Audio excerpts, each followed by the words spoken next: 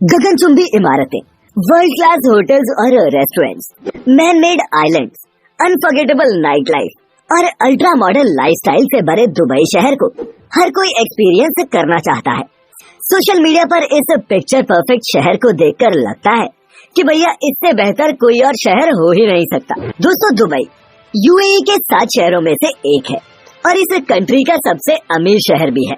Oil rich country होने के बावजूद आज यूएई दुनिया की टॉप 10 कंट्रीज का हिस्सा बन चुकी है।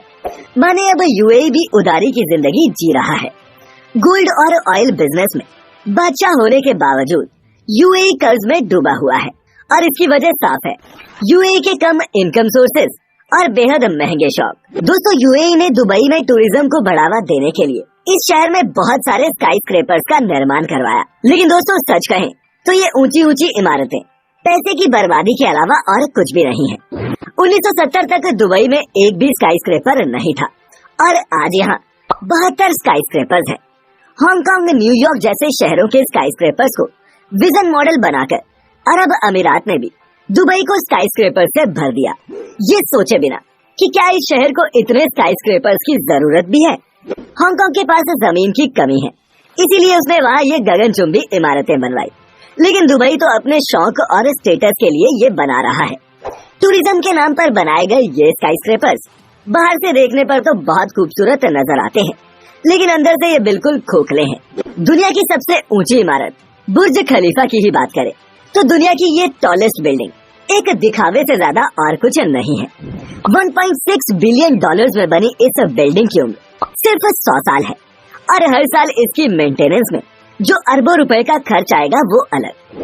इस बिल्डिंग को बनाने में ग्लास और स्टील का बेतहाशा इस्तेमाल हुआ, जो दुबई जैसे गर्म इलाके के लिए एक एनवायरमेंटल डिजास्टर से कम कुछ भी नहीं, क्योंकि ग्लास की बिल्डिंग होगी तो कूलिंग की भी ज्यादा जरूरत होगी और दुबई जैसी जगह पर ये प्रॉब्लम और भी बढ़ जाती है।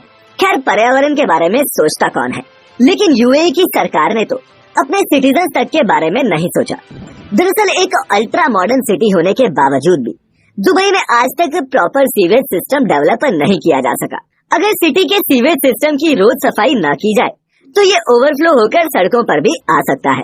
दोस्तों, आपको हैरानी होगी ये जानकर कि बुर्ज खलीफा जो दुबई की शान है और दुनिया भर के इंजीनियर्स के लिए एक नायाब मिसाल, इस बिल्डिंग से ही रोजाना 60 टन पूप बाहर निकलता है, जिसे ले जाने के लिए बिल्डिंग के बाहर हजारों पूप ट्रक खड़े रहते हैं। और ऐसा ही हाल सिटी के बाकी स्काई स्क्रेपर्स का भी है, क्योंकि यहाँ स्काई स्क्रेपर्स की एक्सटीरियर पर सारा पैसा खर्च कर दिया जाता है, जिसकी वजह से इंटीरियर के लिए पैसा नहीं बचता।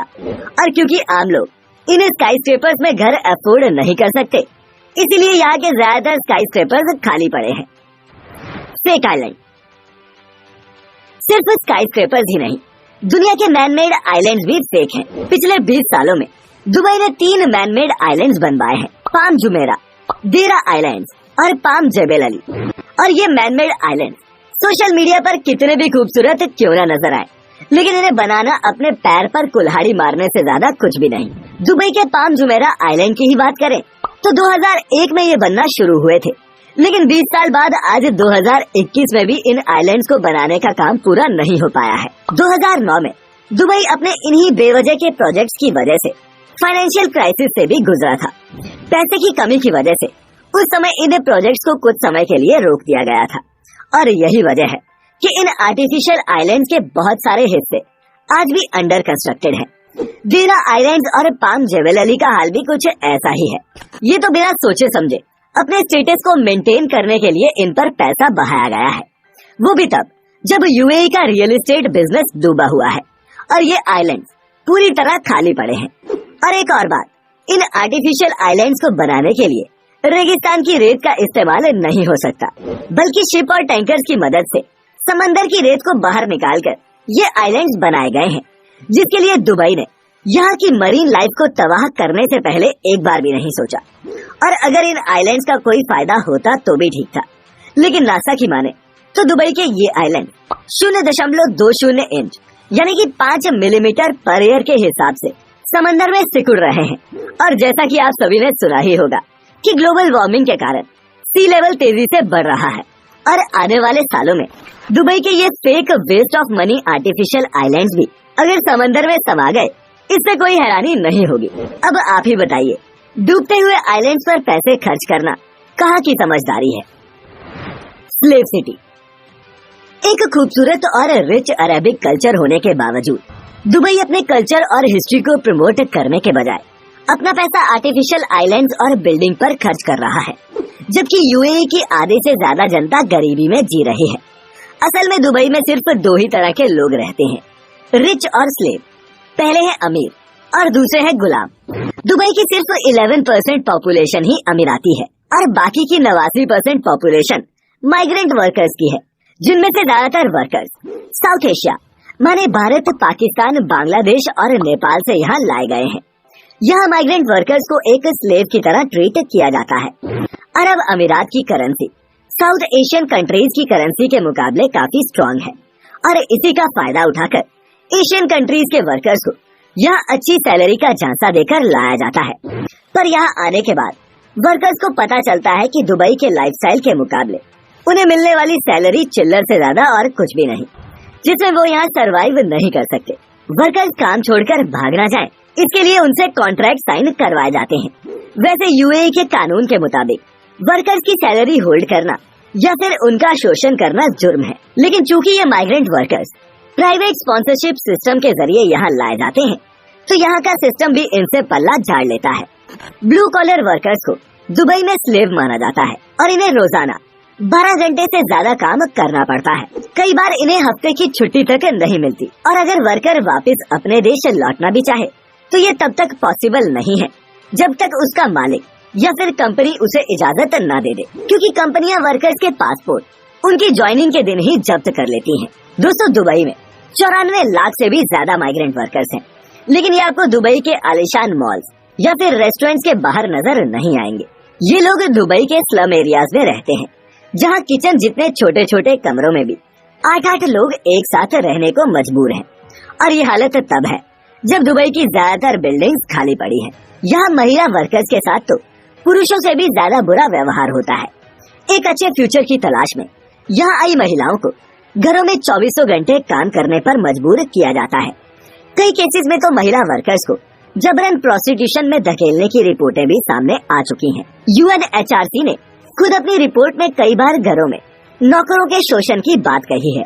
यहाँ के लोग टूरिस्ट से बदतमीजी करते या फिर झगड़ा करते शायद ही कभी नजर आए, लेकिन वर्कर्स के साथ इनका व्यवहार बहुत बुरा होता है। दोस्तों, दुबई दुनिया के उन देशों में भी शामिल है जहाँ खाना सबसे ज्यादा वेस्ट किया जाता है।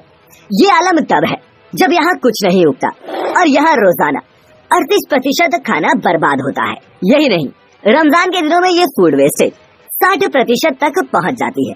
पर ये सब यहाँ आने वाले टूरिस्ट को नजर नहीं आता, क्योंकि उनके सामने तो दुबई की एक बनावटी तस्वीर पेश की जाती है, जिसमें एयरपोर्ट से निकलते ही लग्जरी गाड़ियाँ, लैम्बोर्गिनी में पेट्रोलिंग करती पुलिस, गुची, ज़ारा और अरमानी के शोरूम और बुर्ज खलीफा जैसे होटल ही नजर आते हैं।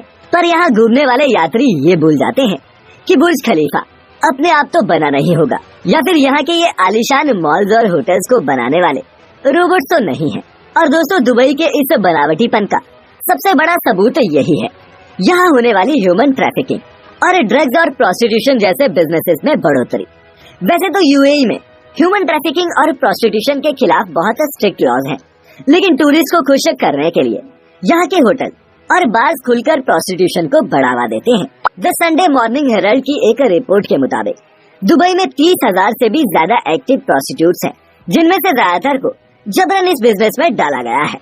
एडल्ट के अलावा माइनर्स भी यहाँ ह्यूमन ट्रैफिकिंग का शिकार है, पर इनके बारे में आपको यहाँ ना तो अखबारों में पता चलेगा और ना ही कभी न्यूज चैनल्स में सुनने को मिलेगा। और वो इसलिए क्योंकि यूएई में फ्री प्रेस नहीं है।